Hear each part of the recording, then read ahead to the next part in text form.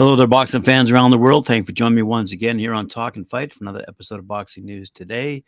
And we're going to start off over in Ireland, where there's a story emanating with respect to Katie Taylor. As we all know, Chantelle defeated Taylor back in May, her first professional defeat. And the pair go toe-to-toe once again in November, taking place in Dublin. And Taylor is quite confident she can exact revenge on the unified light welterweight champion, claiming that resurrection is built in my mindset and my DNA, and dismissing any thoughts of retirement. Katie Taylor has claimed resurrection is in my DNA as she seeks that revenge. On November 25th, the Irish fighter suffered her first professional defeat back in May, as I said. Cameron defeated Taylor on home soil at the 3 Arena in Dublin via majority decision. It was labeled as the Irish Star's long-awaited homecoming, by the way. But Taylor, is also known as the Brave Bomber, says she was thankful that she has another opportunity to challenge for the light welterweight titles and is keen to write a different narrative when she steps next into the ring. Every single fight is a must-win. I'm very aware this fight is a must-win fight. She said during a pre-fight press conference, I'm very grateful to have a chance to rectify things and get things right.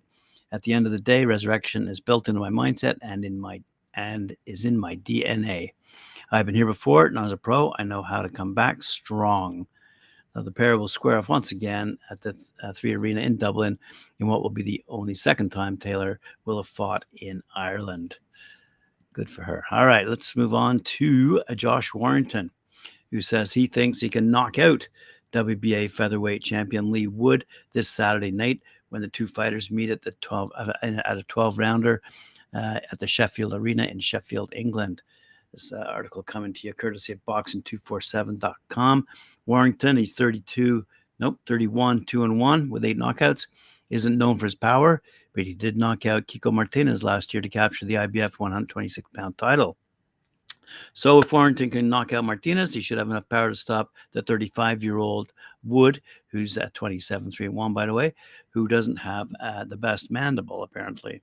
Given that Michael Conlon was about to hurt Wood, you can't rule out a knockout win for Warrington, especially if he roughs him up. This will not come as good news for my friends over in Nottingham. Anyway, Wood recently recaptured the WBA title, beating Machado Lara by a 12-round unanimous decision last May in their rematch. In their first fight last February, Lara knocked out Wood in the 7th round. In a clever room by Matchroom Boxing promoter Eddie Hearn, he quickly set up a rematch after just 3 months, taking advantage of Lara having been living it up, celebrating his victory and gaining weight. Lara was stripped of his WBA for coming in heavy at the pre-weight weigh-in and wasn't allowed to make weight. Wow. Ade Aladipo said, do you expect Leigh or do you predict a knockout in this one? Leigh Wood. Yeah. I've been ringside for the last 2 fights. I don't believe the people who he's been hurt by hit as hard as me, and at the same time are as calculated as me.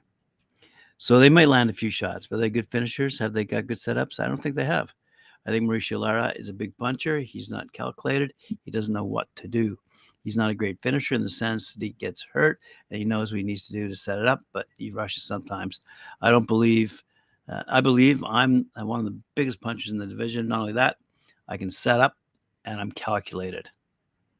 So there you go. Some words from Leigh Wood for our fans in Nottingham.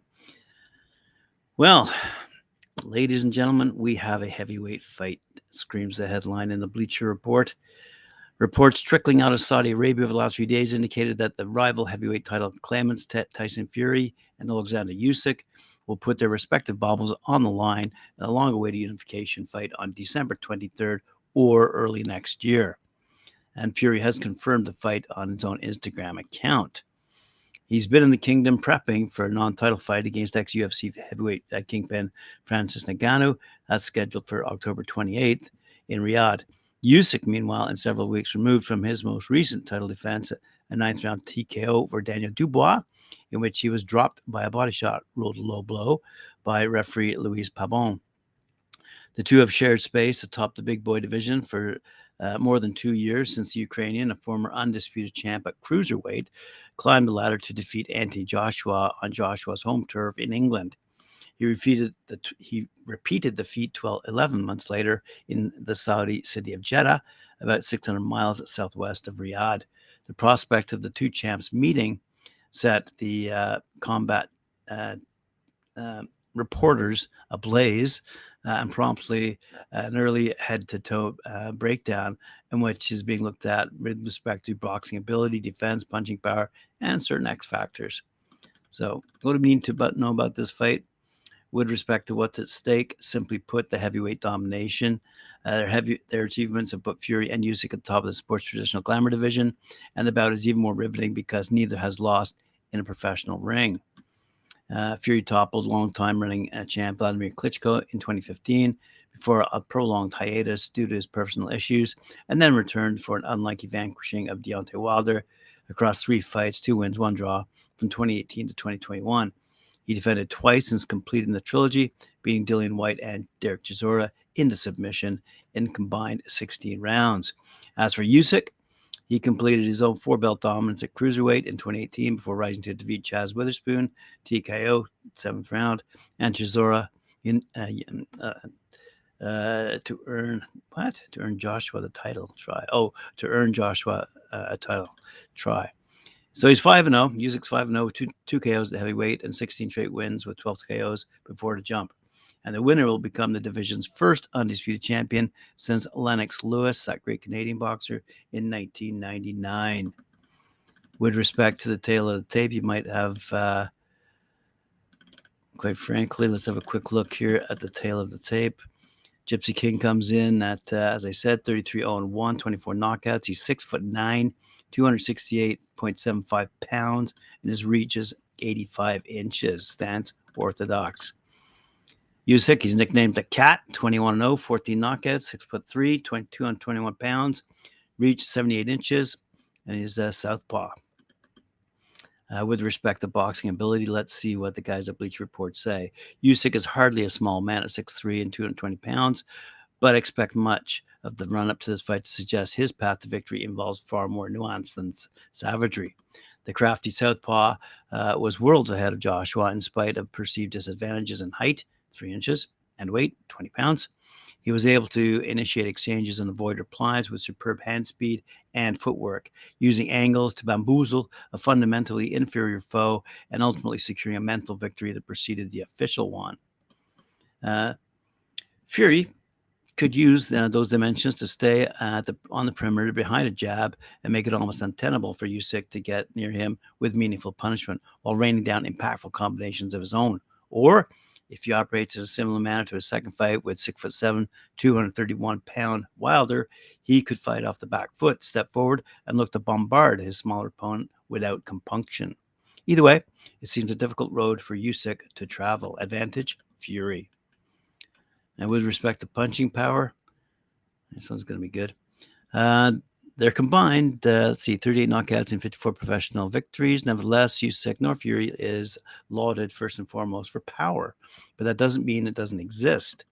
Usyk was never in one place long enough to receive powerful volleys from a bigger and presumably stronger Joshua, but he wound up being the fighter closer to stoppage victory more often across their 24 rounds. His individual blows aren't particularly devastating, but he amplifies their impact with superior precision and speed. Fury, thanks to his gargantuan size and ill-ring temper, can find success when he decides to be the bully in the ring. His second fight with Wilder was a remarkable example of big man brutality, featuring a pair of knockdowns before the end came in round number 7. He can dump an opponent to the floor with a single blow or batter that same rival into physical uselessness over multiple rounds, which is, again, a significant obstacle to overcome. Advantage, Fury. Well, there you go. Some news coming your way, courtesy of the writers at Bleacher Report. And let's move on to see, a big fight coming up November 25th, one that I'm looking forward to. David Benavidez will go into the ring and face Demetrius Andrade. That's on Showtime. And as a sidebar to that, I read also that Showtime is going to be shutting down their boxing division. And the guys over at PBC are quietly looking for other broadcasting opportunities. So I think I'll have to contact Al Heyman. Anyway, Benavidez, the current WBC interim super middleweight champion, is widely viewed as the division's top challenger to undisputed super middleweight champ Canelo Alvarez. Benavidez, 27-0 with 23 knockouts, has an aggressive, crowd-pleasing style and generally seeks to break down and stop his opponents inside the distance. 32-0 with 19 knockouts, Demetrius Andrade is a two-division world champion who, prior to turning professional, represented the United States at 2008 Beijing Olympics. And like Benavidez, Andrade has for years been seeking an opportunity to face top-tier competition.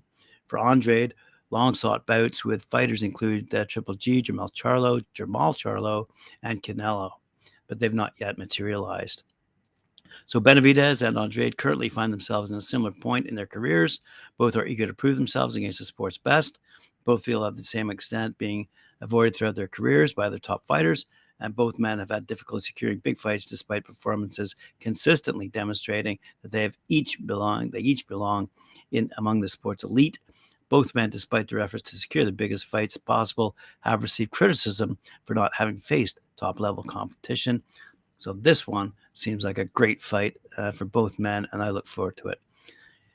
Other fights upcoming, coming up soon, actually. I believe this is coming up in a few days. Gilberto Ramirez will look to rebound and reset his career on Saturday night when he makes his cruiserweight debut against former light heavyweight titleist Joe Smith Jr.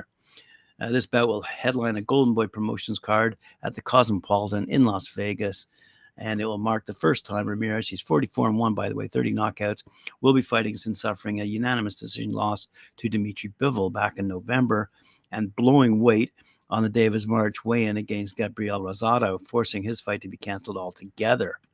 He said, "I feel great at cruiserweight. This is typically the weight I've walked around my entire life.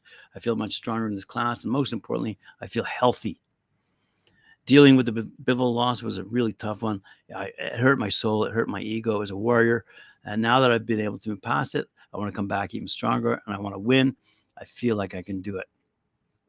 As we all know, the 30-year-old Ramirez, he's from Mazatlan, Sinaloa, Mexico, is a former super middleweight title holder who didn't capture light heavyweight crown during a 6-fight stretch from 2019 to 2022. So let's see what happens this upcoming weekend. Elsewhere, yes, something I mentioned the other day, Ryan Garcia steps back between the ropes later this year following his pay-per-view KO defeat over pound-for-pound star Gervonta Davis last spring. Garcia makes his highly anticipated return in a collision of knockout power against Parral, Mexico's Oscar Duarte. The event occurs on Saturday, December 2nd, and is scheduled for 12 rounds in a super lightweight division. The promoter, Oscar De La Hoya, who had words for boxing in general yesterday, looks forward to showcasing Garcia before another mammoth pay-per-view in 2024. Said De La Hoya, "This is one of the reasons fight fans love Ryan. Instead of taking a baby step back after a hard-fought fight, he's returning against a guy with lethal power who doesn't take a step backward. Whoever emerges victorious is immediately in line for a shot against any current world champion. Fans aren't going to want to miss this one." And at only 25 years old, by the way, King Ryan Garcia has skyrocketed to the top of superstardom. He really has. He's got a massive following, and he's proven that he's in the supreme pay-per-view attraction category. Right on. Okay. Let's move on to our last article of the day here, headlined, "Tantalizing super fight between Canelo Alvarez and Terence Crawford makes, quote, perfect sense," end quote. This is courtesy of TalkSport.com. Canelo Alvarez and Terence Crawford are both coming off dominant victories, but with Bud challenging the Mexican ace, will we see this cross-division mega fight soon? And if so, who wins? Boxing rarely gets these opportunities when the sport's biggest global superstar, Canelo, and pound for pound, number one, Crawford, are just about in touching distance when it comes to weight and able to face off in the ring. It has happened before. We might recall Floyd Mayweather moved up to take on Oscar De La Hoya, and after Alvarez dismantled Jamal Charlo, he announced Canelo versus Crawford is the biggest fight in boxing. We also might want to take into consideration Tyson Fury and Alexander Usyk, which I just mentioned, with Usyk moving up from cruiserweight. Anyway, so let's have a quick look here at the Canelo versus Crawford possible mega fight. Let's have a look and see what they say. It indicates the 33-year-old just wanted to bask in his victory after his victory over Charlo, rather than rule out a future Crawford showdown. Despite the 3 weight divisions between them, it's actually a contest that makes perfect sense for both fighters, even beyond just the hundreds of millions of dollars on the table for it. Alvarez boasted, "Nobody can live with this Canelo." As fully fit again after wrist surgery, he laid a beating on Charlo. It clearly annoys his proud warrior after his defeat by Demetrius Bivol at 175 pounds and then 2 uninspiring wins. He has slipped down the pound-for-pound rankings. There are 2 realistic ways Canelo can put himself back in contention for that number 1 spot. Either defeat Bivol in a rematch, a tricky challenge given the larger Russian may just always have his number style-wise, or become the first man to beat Crawford on a smaller, older boxer who's never fought above welterweight in his life. Option 2 looks far more achievable, and while some in the Canelo promotion business might worry that a Crawford contest is a no-win fight, where if the Mexican is victorious, people will say it's simply because he's bigger, but if he loses, it's a humiliation. Alvarez surely sees it as a winnable fight. After all, the super middleweight king just took apart the undisputed light middleweight champ. Why should he fear the undisputed champ from a division below that? Crawford won his first world title at 135 pounds, and at 36 years of age is not naturally getting any bigger. For Bud, the appeal is simple. If the KO of Spence sealed his status as a modern great, leaping up 3 weight divisions to beat the 168 version of Canelo would make Crawford an all-time great. Despite riding a 11-fight knockout streak across 140 pounds to 147 pounds, Crawford would be unlikely to put a dent in Canelo's iron chin, but he has other weapons. The slick, smart, versatile switch hitter would back himself to outbox any opponent even close to his size. And while Canelo looked very good against Charlo, he still likes to fight his own methodical pace. He will always have problems against truly elite fighters with accurate jabs and superior footwork. He lost to Mayweather, a welterweight like Bud, albeit that was raw, weight-trained Canelo rather than a mature, filled-out version at 168 pounds. So there you have it, fight fans. All the news fit to print today. Thank you very much for joining me. Appreciate it. Remember to like, share, subscribe, hit that notification bell, and we'll see you later on at 4 p.m. Eastern Time when I join Mike Gore for his show Knuckle Up.